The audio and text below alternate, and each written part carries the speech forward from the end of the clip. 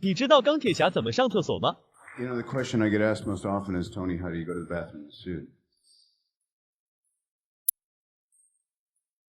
Just like that. 自从托尼高调宣布自己是钢铁侠后，言论瞬间将他推到了风口浪尖，就连美国军方都想获取战甲的技术，但是托尼拒绝透露，这让军方非常头疼。而托尼这边虽然表面上光鲜亮丽，但他正面临着一个异常棘手的问题。众所周知，托尼战甲的核心是他胸前的反应堆，但反应堆中含有大量的靶元素，随着战甲能量的持续消耗，托尼身体已经出现了中毒的症状，而且目前为止，地球上还没有找到合适的替代元素。眼看时日不多，于是托尼把公司交给了小辣椒打理，自己开始享受生活。没办法，小辣椒只好聘请了一名顾问帮忙。这天，托尼参加了一场赛车比赛，然而此时一个工作人员推开了护栏，他胸前有着和托尼一样的反应堆，手持2把闪电鞭，径直走进了赛道中央。只见他单手一挥，一辆赛车瞬间被削成了2半。托尼的赛车随后也驶入了弯道，赛车被鞭子劈开后腾空而起，然后狠狠地撞到了赛道边。壮汉朝着托尼缓缓走来，却发现托尼已经不在车内。托尼从后面偷袭，但没穿战甲的托尼根本不是壮汉的对手，被鞭子一把甩飞。壮汉兴奋地甩起了马式5连鞭，1鞭、2鞭、3鞭、4鞭。哇，这是高手，这是高手！危机关头，幸好小辣椒及时赶到，为托尼送来了马克5号战甲。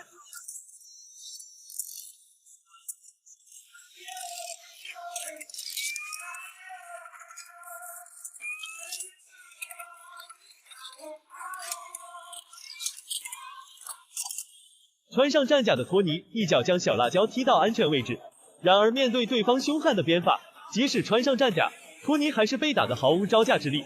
就在托尼被鞭子捆住时，他突然想到了对策，将鞭子缠绕在身上，一步一步靠近壮汉，然后一个过肩摔解决了战斗，并一把摘掉了反应堆。随后壮汉被警察逮捕。壮汉名叫伊万，他的父亲曾与托尼的父亲一起共事，两人合力研发出方舟反应堆，但后来因为犯错，被托尼的父亲从公司开除，并被驱逐出境，最后抑郁而终。看着电视上高调亮相的托尼，伊万难掩心中怒火，于是便制造了这场袭击。事后，托尼去监狱找到伊万，质问他如何窃取到反应堆的技术。伊万只是告诉他，因为我的父亲你才会活着。托尼只好离开了监狱。可托尼前脚刚走，伊万竟然大摇大摆的从牢房里走了出来。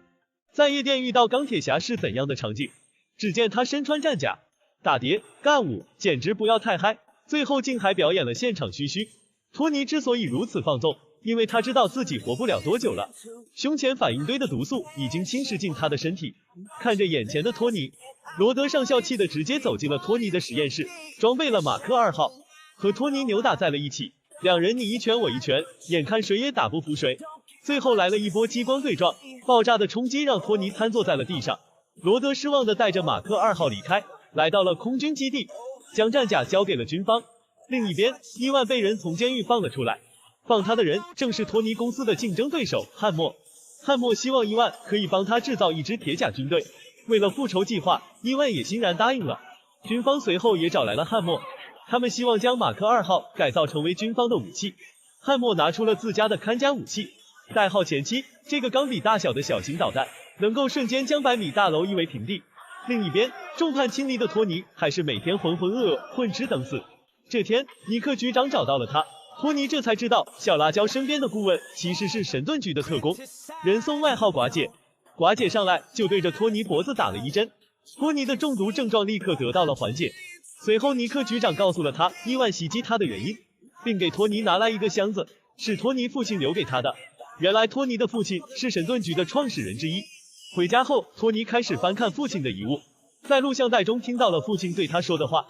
很快他就通过父亲的提示，破解了未来城的奥秘，同时发现了一个可以替代靶元素的新型元素，这让心如死灰的托尼重新看到了希望。他二话不说，在家里开始制造新元素。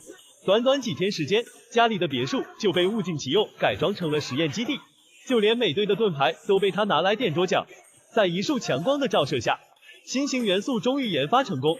与此同时，伊万也完成了对装备的改进，并打电话威胁托尼，40分钟后就会让他失去一切。看着40分钟后将要举行的汉默工业博览会，托尼心中升起一种不好的预感，于是他来不及测试就装上了新的反应堆。在博览会上，汉默向众人展示了自己公司最新的研发成果——一支无人机甲战队。紧接着，罗德身穿着马克2号从台下缓缓升起。此时的马克2号已经进行了全方面的武装。托尼及时赶到了现场，他告诉罗德，这一切都是伊万的阴谋，并向汉默询问伊万的下落。可就在这时，马克2号突然将枪口对准了托尼。马克2号突然失去控制，所有无人机甲也纷纷瞄准了托尼。这幕后的主使正是伊万。为了不伤及无辜，托尼迅速飞出了会场。马克2号和重机甲也紧跟其后追了出去，他们在空中对托尼发起了疯狂的攻击。为了复仇，伊万不择手段，将无人机甲的目标改成了无差别攻击。这时，一台战甲锁定了一个戴着钢铁侠头盔的男孩。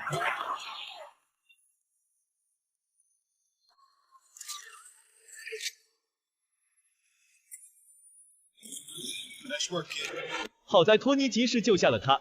这个男孩你知道是谁吗？另一边，寡姐问到了伊万的下落，随后便来到了汉默的公司。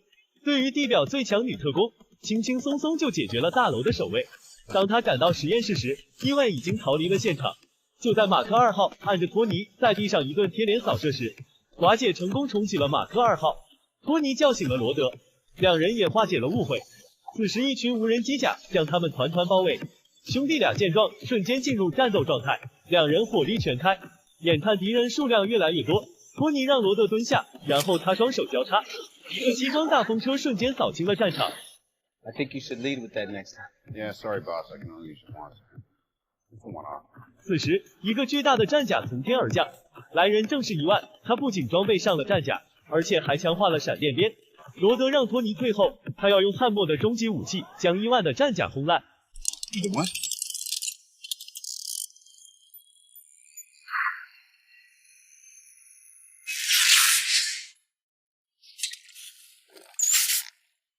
Hammer tech? Yeah. 伊万轻蔑一笑，挥动闪电鞭发起了猛攻。罗德的枪管被瞬间切断，托尼也被一把摔到了地上。随后两人被闪电鞭牢牢锁住。托尼突然想起之前和罗德的激光对撞，于是两人故技重施。随着一个巨大的爆炸冲击，伊万被彻底打败了。但伊万在临死前启动了无人机甲的自爆装置，两人迅速撤离了现场。此时的小辣椒正在一个机甲面前发呆。关键时刻，幸好托尼及时赶到将他救下，两人也在楼顶化解了之前的矛盾。托尼和罗德的英勇事迹得到了总统的表彰。尼克局长再次找到了托尼，递给他一封邀请函，正式开始筹划复仇者联盟计划。影片最后，特工科尔森驾车来到了一片荒漠，眼前出现一个巨大的土坑，随后一把铁锤赫然矗立在坑中。